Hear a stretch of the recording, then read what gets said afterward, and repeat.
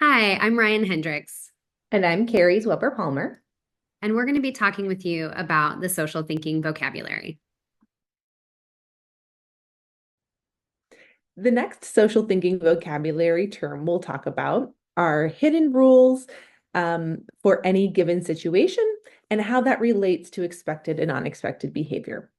So, to do anything together, we must have some agreed upon social norms or conventions. Groups of every type, whether it be families, classrooms, teams, or businesses, must work together to meet collective goals. And without these basic shared agreements, it's difficult to get things done. So, students in a classroom form groups where the plan is to learn. And when we figure out the hidden rules or expected behaviors for a situation, it creates a space where everyone can feel okay or neutral and best appreciate our individual contributions to the group. We teach this idea of hidden rules or expectations because they're not obvious, they are unspoken.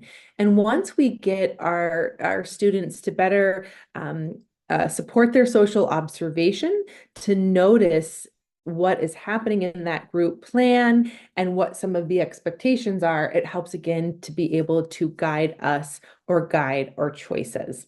When we are able to identify and figure out the hidden rules for any given situation, and we'll define situation as the people, the place, and what's happening.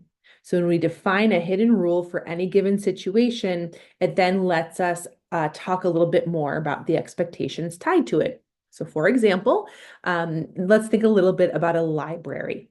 When you walk into a library, the rules of what to do in that space aren't posted anywhere. You observe to sort of figure out what's the situation like, what are the different plans, where do I want to be? It might be that in some spaces of a public library, it is expected to talk because it's a closed door meeting space.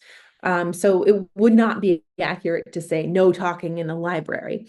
You might also consider the area where you're checking out books. Some of those hidden expectations would be to wait in line until it's your turn to use that scanner or check out with the librarian. When we follow those hidden rules for any given situation, it generally creates a sense of comfort. And when we are not following the hidden rules of a situation, it might make others feel confused. If you are familiar with the social thinking vocabulary, some of that terminology might sound a little different or updated because we are, consciously updating a lot of those terms. So instead of saying comfortable or uncomfortable, we talk about feeling confused about certain things because that idea of confusion opens the door to have a conversation about expectations, what might have been missed, and maybe what those individual choices or goals are and how that relates to any given situation.